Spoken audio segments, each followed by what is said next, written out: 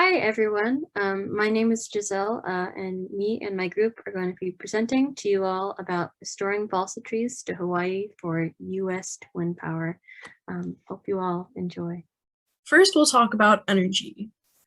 Fossil fuels are harmful to health and the root of climate change. A fossil fuel is a combustible. Some examples are burning oil, gas, and coal. Some harms to health could include lung damage and the development of cancer. Renewable energy is not harmful to health, and it's a great alternative to carbon-emitting energy sources. Renewables are also called clean energy. Some types of renewable energy are wind, solar, hydroelectric, biomass, geothermal, and ocean. Today we'll be focusing on wind energy. Current wind power development.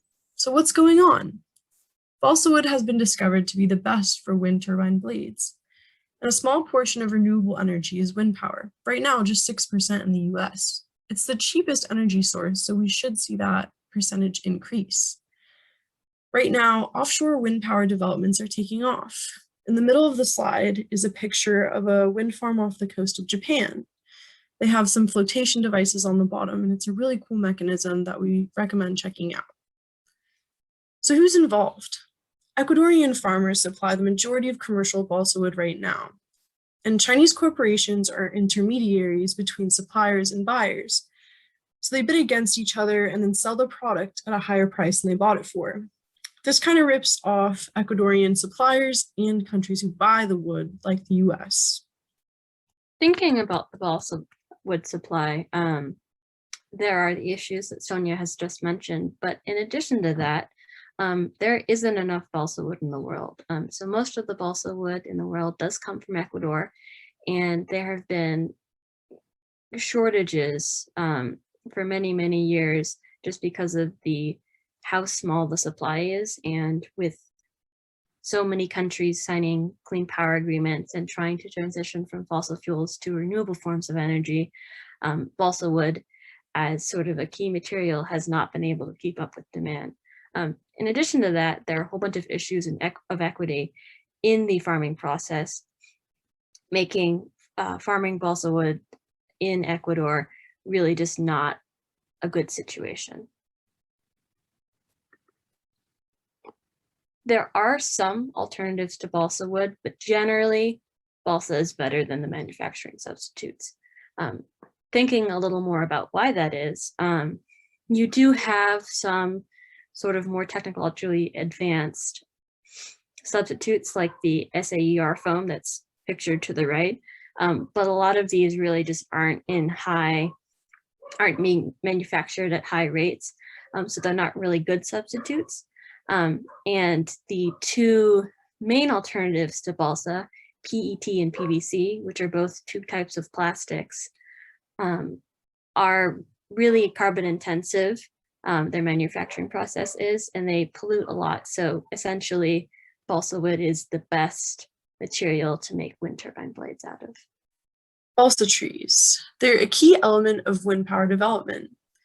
They're strong and prized for their lightweight and stiffness relative to density, according to WIS Harvard. The USDA requires permits for the importation of logs, lumber, and other unmanufactured wood products in the United States. The implications of this are that it would cost more money and take more time to continue to rely on imported balsa wood. Thinking about this a little more, our group had the question, how could the US reshore balsa wood production to help close this gap in supply?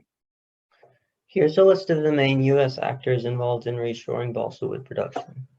The relevant trade groups here are the American Clean Power Association and the World Wind Energy Association, both of which will advocate for the reshoring because it would mean better access to materials necessary to expand wind energy in the US. The American Forest and Paper Association will also want to reshore balsa because it will expand forestry in the US, leading to more jobs and profits for its members. The Society of American Florists will be strongly against it because it will replace flower production in Hawaii, resulting in huge losses for the industry. Looking at federal agencies involved, there's government trade agencies, which regulate trade between states and with foreign countries. These include the Foreign Agricultural Service and the International Trade Administration.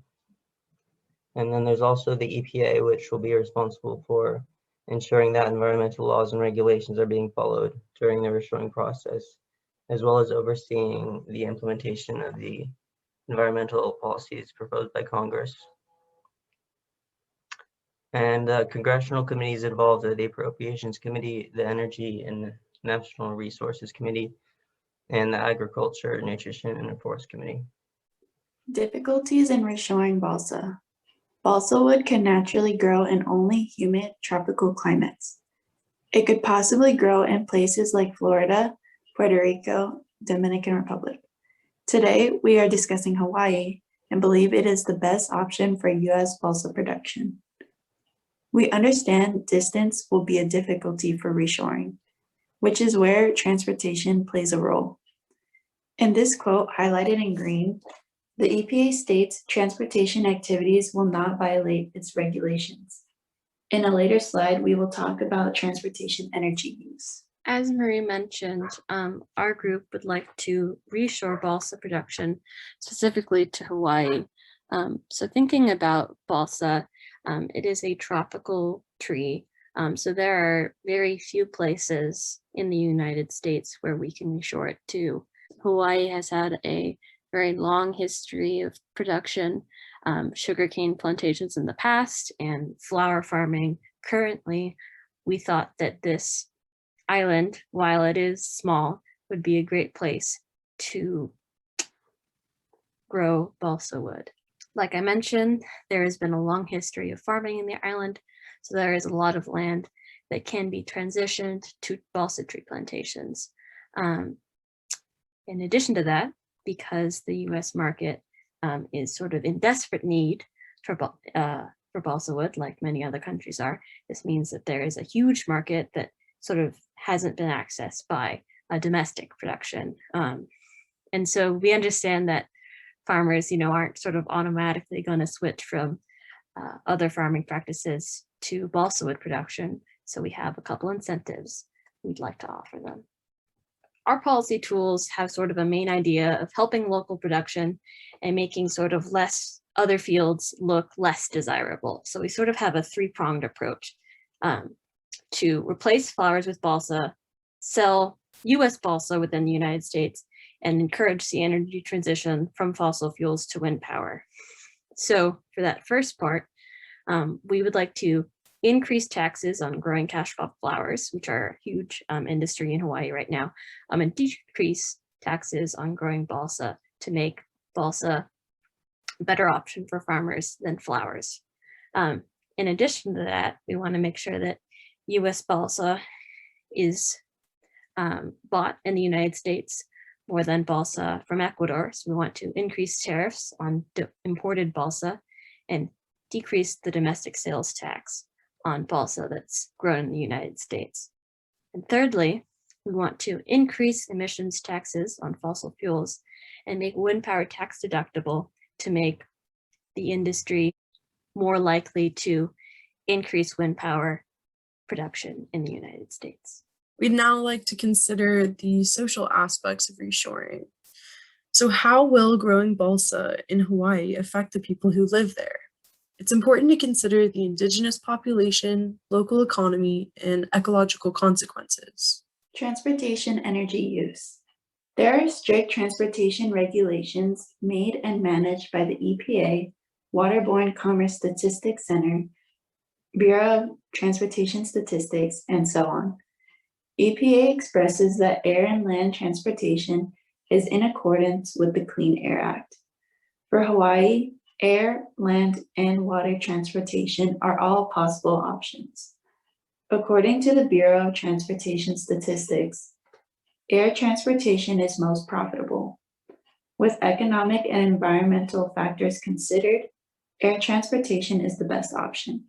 So looking at the main costs of reshoring balsa wood and of the policies, it'll mainly be the floral industry losing profits since there are currently a lot of flowers being grown in Hawaii that are going to be replaced with balsa trees.